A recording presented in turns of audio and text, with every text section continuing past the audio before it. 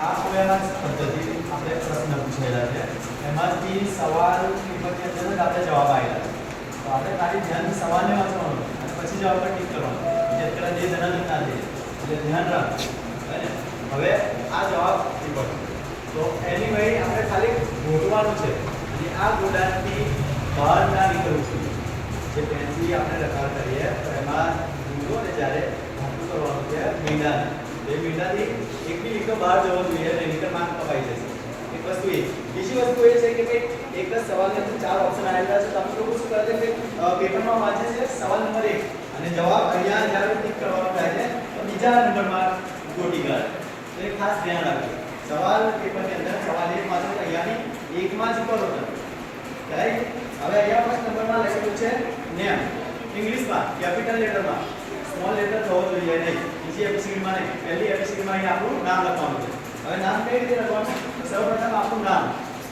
second નંબરમાં એક box છોડીને આપણા પપ્પાનું નામ અને ફરી એની બાજુમાં એક બોક્સ છોડીને સરનેમ યાની કે અટક ખ્યાલ આવી ગયો ઉપર ફર્સ્ટ નંબરમાં બીજું તો અહીંયા ઉપર લખેલું છે ઇંગ્લિશ અને ગુજરાતી એમાં આપણે કરવાનું છે ઇંગ્લિશ પર ટિક કરી દેવાનું શું કરવાનું છે આપણે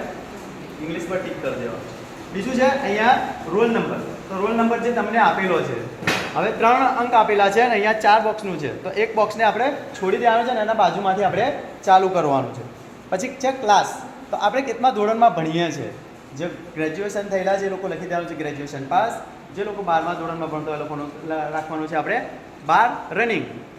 12 રનિંગ 8 રનિંગ જે બી સ્કૂલમાં ભણે છે એ અહીંયા આપણે લખવાનું છે પછી છે સિટી તો સિટીની અંદર બધાએ વેજલપુર આવશે ખાલી પ્રણવનું ગોધરા આવશે ગોધરા લેવો ને અને અહીંયા સ્ટુડન્ટ ફોન નંબર યાની કે તમારો ફોન નંબર અહીંયા લખી દેવાનો છે અને તમારું નામ હોય તો તમે તમારો પપ્પાનો લખી શકો